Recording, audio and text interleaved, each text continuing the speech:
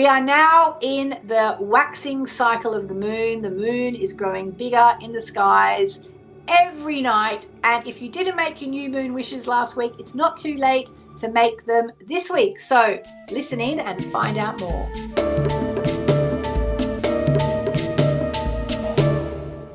This week, I want to talk about manifesting your life in 2024 and manifesting with the moon in particular. I want to just give you a sort of an overview of how to do that, and I'm going to give you a chant that you might like to listen to.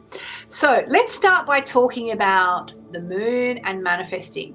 For those of you who are new to Moonology, Moonology really taps into very ancient traditions that have been around for literally millennia. Back in the day, while the men were all, being very busy and important, running the governments and, doing all the astrology, women tended less to do astrology and more did what I now call Moonology. They didn't call it back then Moonology, but that's the name I came up with. But it's kind of what they did because they worked a lot with the moon and with Venus in particular, the two the feminine luminary and planet. And it was something where women would go out and make magic and do spells and what we now call setting intentions and sending out wishes into the universe. It's all kind of the same. It's about how to manifest your reality, whatever you want to call it. And so with the new moons of the year, there are actually 25 new moons, I believe. This year they start and I believe finish with the new moon in Capricorn. Yes, so we had the new moon in Capricorn last week, and then at the very end of the year, we're actually going to get the second new moon in Capricorn of the year. So all those 12 new moons will roll around over the course of 12 months, and they can be used for manifesting. How so, I hear you ask? Well, I was talking a minute ago about back in the olden days, women doing magic and, making tinctures and potions and doing healing and all that sort of stuff, casting spells, and now we say we're sending out intentions. It's the same thing. Magical women traditionally worked with the new moon, and it's still the time to do it. In fact, it's arguable that women have worked with the new moon for maybe literally tens of thousands of years. I won't go into that right now, but there's a strong case to argue that.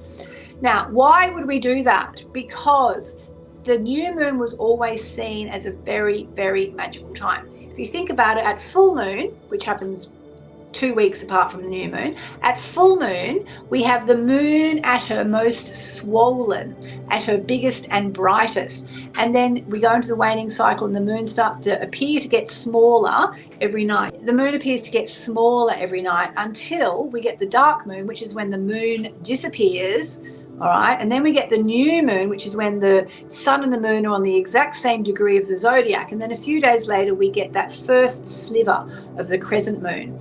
So why do we make wishes, set intentions, make commitments to ourselves at the time of the new moon? I will tell you why. And that's why women have done it like this for millennia. Because back in the olden days, before everybody understood astronomy, it was like the moon mysteriously disappeared and then would be sort of, in inverted commas, reborn at the time of the crescent moon, when we get that first sliver of the moon after the new moon. And so it was in that very dark time when we couldn't see the moon, and literally it is darker because when there is no moon, of course it's darker outside. And just as an aside, I don't know if you know, in military terms, the full moon is actually used as a time to sort of, if you're going to be doing night sorties or whatever they're called, going out in the middle of the night, they go at full moon because it's so bright. So the opposite is true at the new moon. It's dark, okay? It's a dark and very fertile time. And the analogy I like to use is this. Imagine you have a pot plant, no plant, just a pot, and you fill it up with dirt. You can get dirt from the garden, you can get dirt from the garden centre. You put it in this pot because you're going to plant a seed, okay? So you fill the pot up with the soil and, put on a bit of topsoil so it's all the best stuff. And then what you do, you sort of pat it down a bit so it's relatively compact, fill it up again until it's just the right height. And then what do? You get your finger and you stick it in the soil to make a little hole. You get your seed and you drop the seed into the hole, and then you cover it up a bit, don't you, so that the seed is protected under the soil. Now, what's happening for the seed? The seed, which can be the seed of your desires, the seed of whatever it is you want to manifest, is now in the dark. Very much like the new moon sees us all in the dark. So it's the perfect time to plant the seeds of what you want. And in Moonology, what we do, and I'll just show you my Moonology book, because I know some of you don't even know that I have a Moonology book. You know about the diaries and the cards, but I actually have a book that started all this. So in Moonology, at the time of the new moon, that's when we set our intentions, we make our wish lists, we do our wishing. You know, I get on Facebook or Instagram or both and do a ceremony, and it's a time to decide what you want. Deciding what you want brings clarity, okay? And if you like to work with goddess energy, a brilliant goddess to work with is the goddess Durga. Okay, now where do I get this from? I get this from the ashram in India, the Sri Narayani Peedam that I've been going to on and off for nearly 20 years now. And there at New Moon, they work with the goddess Durga. Because why? Durga gives us courage and strength. And what do we need when our dreams are like pushed under the soil, covered up in the dark? We're making magic. We don't know what's going to come. What do we need? We need courage and strength. We need courage and strength to do whatever it takes to nurture those dreams and to make them come true. So to continue the gardening analogy, of course, you water the plant, you put it in the right place so it's got sunlight, and eventually, before too long, you get those first shoots of life coming up from the seed as it germinates, and you get those little shoots coming up above the soil. And that's basically such a beautiful analogy for the first sliver of the crescent moon after the new moon, when we start to see our dreams can come true. And it's really, really important to take action, to take small inspired steps towards whatever you want. And then you keep working on your dreams all through the waxing cycle, which is the 2 weeks from the new moon back to the full moon. And then at the full moon, we give it all up to the divine. So I really wanted to just sort of go through those basics for you this year. For anyone who's new to Moonology, it's always a good time to make wishes. If you're listening to this and thinking, oh no, I've missed the first new moon of the year, it doesn't matter.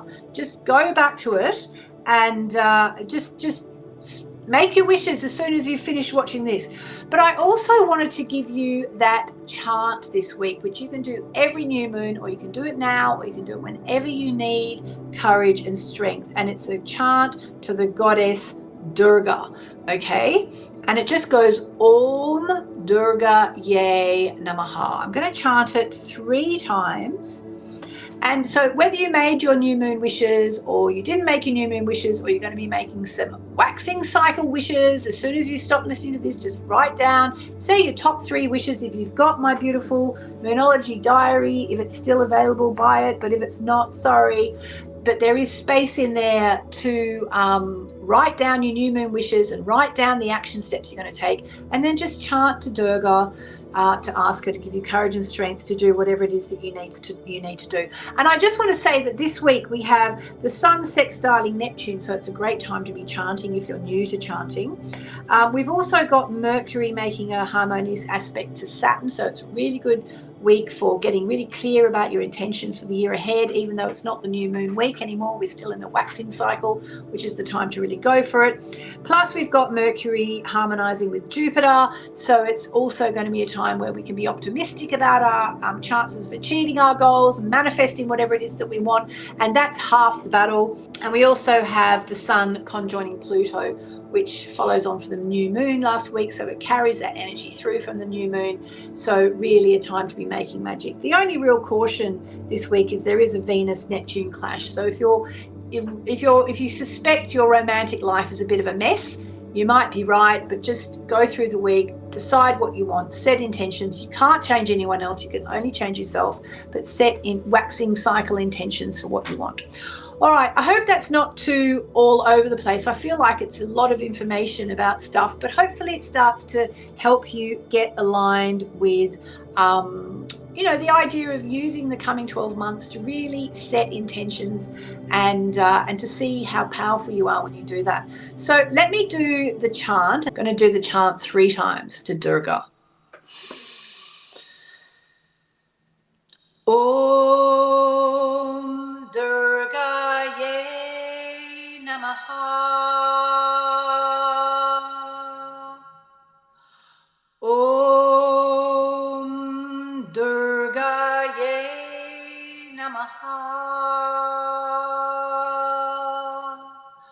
Om Durgaye Namaha.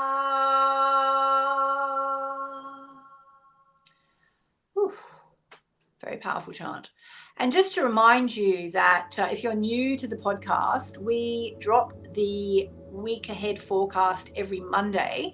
So if you want to stay with us over the course of the coming 12 months, I will work through all the new moons and you'll never miss another new moon. Okay, so if you are watching on YouTube, that's about it for now from me. Thank you for being here, and I will see you back here next week.